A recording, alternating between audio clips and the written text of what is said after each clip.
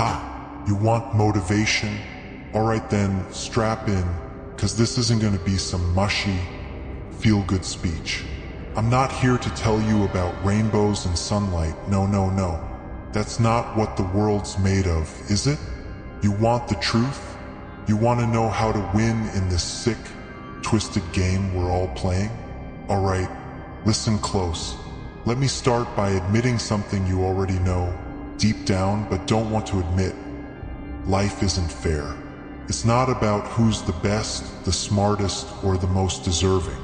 It's about survival, and not only surviving, but thriving in this chaos. And to do that, you have to understand the first rule of the game. Never outshine the master. Now, I know what you're thinking, but Joker, aren't we supposed to be the best? Aren't we supposed to rise to the top? Sure, but not like that.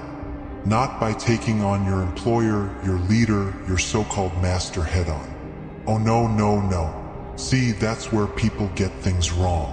That's how people get burned. Look about you. Everyone's playing their own little game, claiming to be important, clawing their way up the ladder, thinking they're gonna be the one in command. But they're missing something crucial. Power isn't about standing in the spotlight. The spotlight's a trap.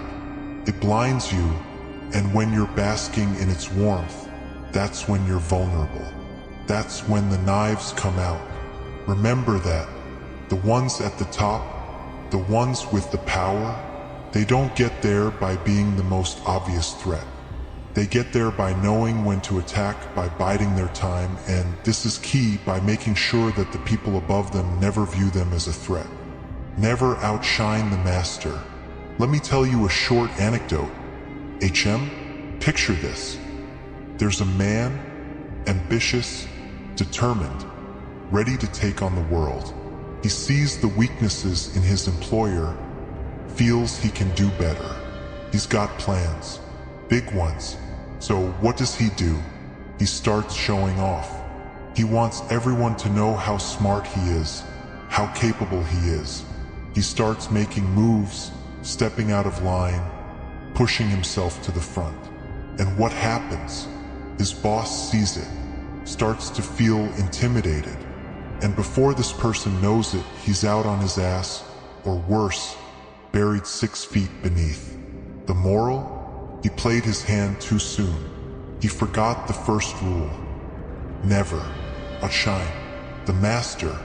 You don't challenge the monarch. You serve him until you don't. But don't get me wrong. I'm not suggesting you shouldn't want power. Oh no, no, no. Want it. Crave it. But be clever about it. You think I got where I am by being loud and brash? By showing everyone I was the biggest threat in the room? No, I watched. I waited. I made myself helpful until the time was perfect to strike. You let the big guys feel confident. You fuel their egos. You make them feel invincible. And when they least expect it, when they're at their most vulnerable, that's when you step in. That's when you take what's yours. People think the most dangerous person is the one swinging the biggest stick. But instead, the real danger comes from the one you don't see. The one smiling in the corner, honing their knife while everyone's looking the other way. That's power. The master, he's relaxed, confident. He's on top. He thinks no one can touch him. And maybe that's true for now. But what he doesn't know, what he can't see, is that the very people he trusts, the people he's surrounded himself with, are waiting. Waiting for him to slip, waiting for the perfect moment to walk out of the shadows and take his place. You want to survive in this world? You want to thrive? You don't make waves. You don't stand out. Not right away. You play the game. You make yourself indispensable. You get near, real close. Close enough so when the time comes, you're the last person they'll ever suspect. People are predictable. Their egos make them blind. And the further up they go, the more vulnerable they become. They start to believe their own hype. They assume they're untouchable. but no one is untouchable. Not the CEO, not the president, nor the monarch. No one. The bigger they are, the harder they fall. But here's the beauty of it all. You don't have to do anything radical. Not right away. You don't take down the master with a hammer. Oh no. You pull him down piece by piece, inch by inch, until he's nothing more than an empty shell. You make him depend on you. You make him need you. And by the time he knows what's occurring, it's already too late. Now, this isn't about playing fair. Fairness? Ha! That's a joke. Fairness is a myth they tell to keep you in line. No, no, no. This is about playing intelligently. This is about manipulation. People are tools. Use them, mold them, bend them to your will. You want something? You find a method to obtain it, but you make sure no one ever sees it coming. And here's the trick, the true key to this whole thing. You make them believe they're in control. You make the master think it was his idea. You make him think that without you, he's nothing. You make him trust you, rely on you.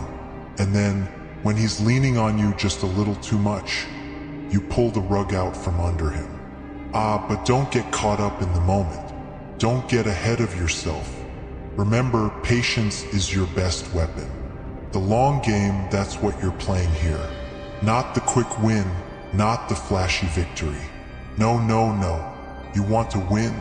You take your time. You plan every step. You let them think they've won. And when they're at their most comfortable, when they think they've got you under their thumb, that's when you strike. See, the folks at the top, they think they've earned their status. They think they're special. They assume they're better than you. But they're not. Oh, they're not. They're just as imperfect, just as weak as everybody else. And their weakness is you. The one they never saw coming. The one they thought was beneath them. The one they underestimated. Never outshine the master. Make him feel safe. Make him feel secure. And then, when the time comes, you take everything. Not only his power. No, no. You take his confidence. You take his pride. You take his very identity. You make him doubt everything. And when he's nothing more than a broken man, you come in and take his place. But here's the deal. You don't do it for the power. No, power's merely a means to an end.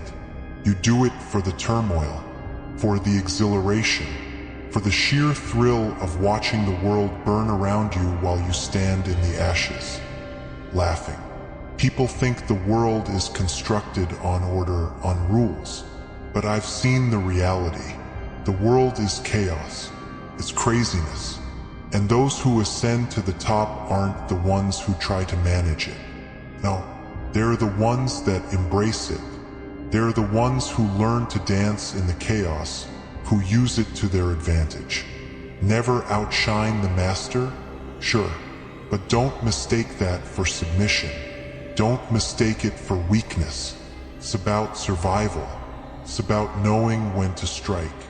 It's about realizing that power doesn't come from being in the spotlight. It comes from lurking in the shadows, waiting for your moment. So go ahead, smile, play the fool. Let them think you're harmless. Let them think they've got you figured out. And when they least expect it, when they're at their most comfortable, you'll be there, ready to take all they hold dear. Remember this, in this world, it's not about being the strongest. It's about being the smartest. The one who plays the game better than anyone else. And if you can master that, if you can fully embrace the chaos, then you'll never have to worry about outshining the master.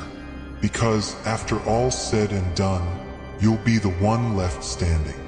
And the master, well, he'll just be another fatality in your ascent to the top. Now go out there and do some mischief, will you? Ha ha ha.